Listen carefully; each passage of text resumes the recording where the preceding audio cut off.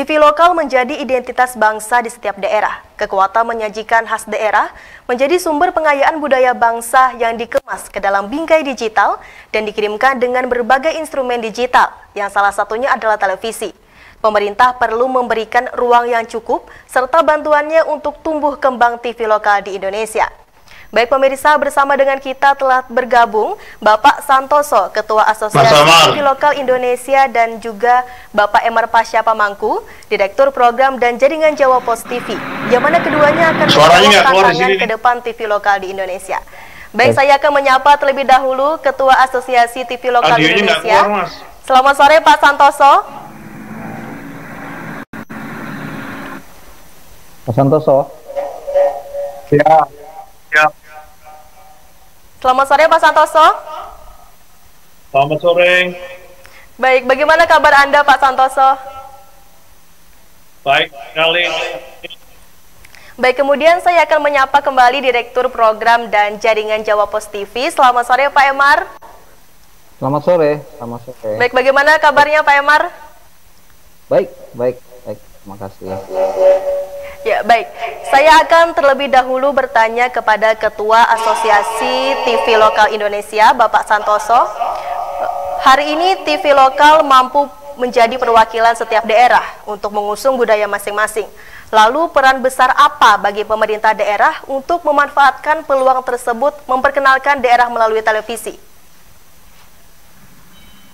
Ya, sebaiknya memang pemerintah daerah berkolaborasi dengan TV-TV lokal di daerahnya untuk mempromosikan daerahnya, juga dibawa ke dalam jaringan, karena tidak hanya di TV lokal yang ada di daerah itu saja, tetapi juga bisa disebarluaskan, diinformasikan, didiseminasi ke TV-TV lokal yang lain di seluruh Indonesia, sehingga promosi untuk kabupaten atau kota setempat itu bisa disebar ke seluruh Indonesia lewat TV lokal dengan jaringan-jaringannya yang ada.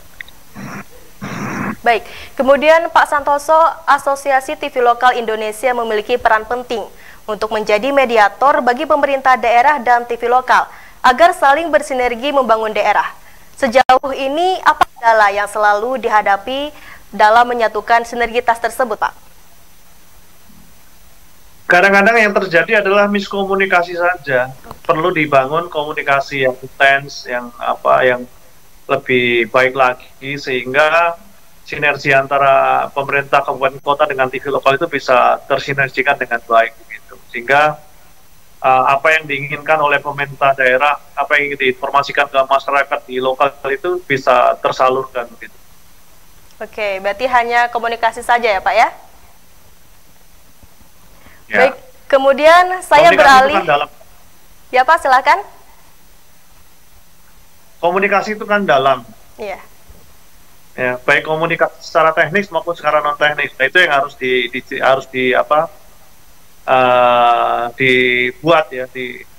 dibuat antara TV lokal dengan pemerintah kabupaten kota, apakah lewat humasnya atau lewat yang lainnya, sehingga harus dibangun komunikasi itu sehingga nyambung dan akan terjadi simbiosis mutualisme. Semua saling mensupport ya, gitu, Mbak. Oke, baik. Kemudian saya beralih kepada Bapak Emar. Pak Emar, di Jawa Pos sendiri yang memiliki jaringan terluas TV lokal di Indonesia, bagaimana Pak Jawa Pos mengajak jaringannya untuk lebih menonjolkan konten lokal dengan cita rasa global, Pak? Terima kasih ya Pak. Saya mau mengucapkan selamat sore kepada Pak Santoso juga sebagai Ketua Umum Asosiasi Televisi Lokal. Nah, untuk jawab itu sebetulnya tidak ada yang harus dipaksakan untuk anggota televisi lokal di jaringan kami ya. Karena sama dengan teman-teman televisi lokal yang lain, ketika kita bicara televisi lokal sebetulnya kan bukan hanya sebuah sebuah tontonan televisi yang tayang di lokal tertentu. Tapi kalau televisi lokal kan mempunyai pengertian bahwa ada pekerja lokalnya, ada pengisi acara lokalnya. Nah, dalam konteks seperti itu, dimanapun sebuah televisi lokal pasti mempunyai nilai kelokalan. Kecuali itu televisi lokal yang diartikan visi, tapi tayang di lokal. Tapi saya yakin seperti jurnal televisi dan banyak televisi lokal anggota TVRI tentunya, itu bukan pengertian televisi lokal seperti itu. Televisi lokal yang ada di kami adalah televisi yang memang hadir di sebuah lokal tertentu atau daerah tertentu, komplit dengan kantornya, dengan orang produksinya, dengan pengisi kontennya, kira-kira seperti itu. Baik, sebagai salah satu media besar di Indonesia, Jawa Pos justru memiliki peran penting mengangkat budaya Indonesia melalui televisi, agar entitas budaya kita tidak hilang oleh gerusan budaya asing. Saat ini apa saja Pak strategi Jawa Pos untuk melangkah ke sana? Jawa Pos, khususnya Jawa Pos TV ya, yang kami tangani ya. Kan tentunya kalau televisi itu secara sudah sifatnya itu kan televisi itu adalah media audiovisual ya. Jadi audiovisual pengertiannya audionya lisan itu kan, lisan. Ketika lisan, salah satu contohnya adalah ayo kita pakai bahasa lokal. Nah, dalam konteks audio kita pakai bahasa lokal. Entah paling tidak ada sebuah program berita misalnya, atau ada sebuah program hiburan yang memakai bahasa lokal ya. Nah, itu lalu karena dia audiovisual, ada unsur visual, ya harus kita sama-sama sadari bahwa visual itu kan sesuatu yang bisa kita lihat ya. Contoh yang paling gampang, ayo kita pakai pakaian lokal.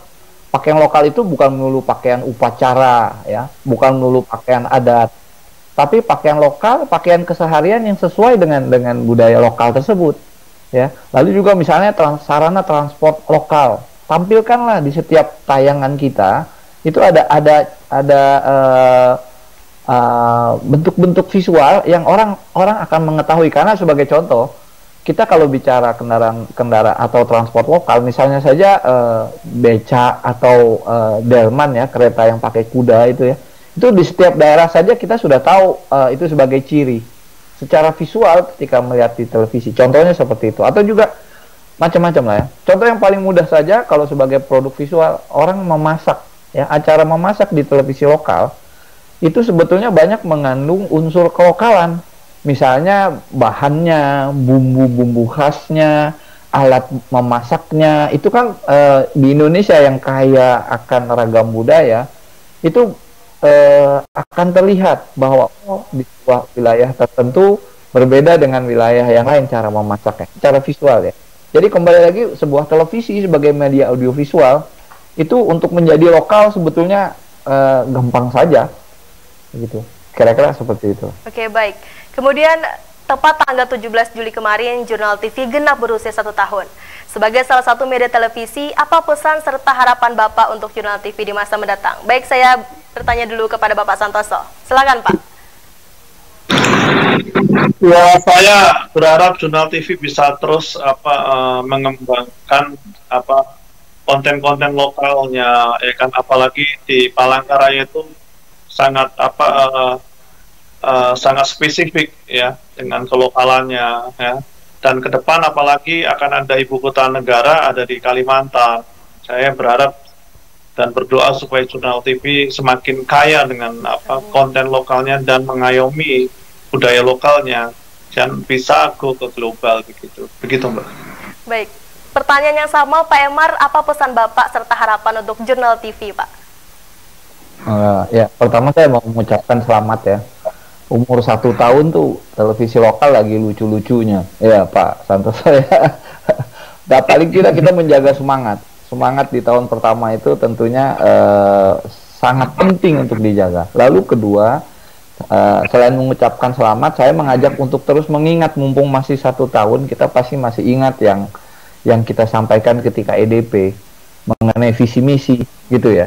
Nah, visi misi Jurnal TV ayo dijaga teguh dan bukan cuma sekedar tertulis, tapi kita lakukan dalam keseharian, sehingga kehadiran Jurnal TV di Palangkaraya itu akan terasa manfaatnya dalam ekosistem televisi ya. Jadi untuk para pemirsanya, masyarakat Palangkaraya dan sekitarnya, lalu untuk para orang produksi di balik layar kacanya Jurnal TV, dan juga untuk para seniman, untuk semua pemangku kepentingan, saya rasa. Dan sekali lagi selamat untuk Jurnal TV.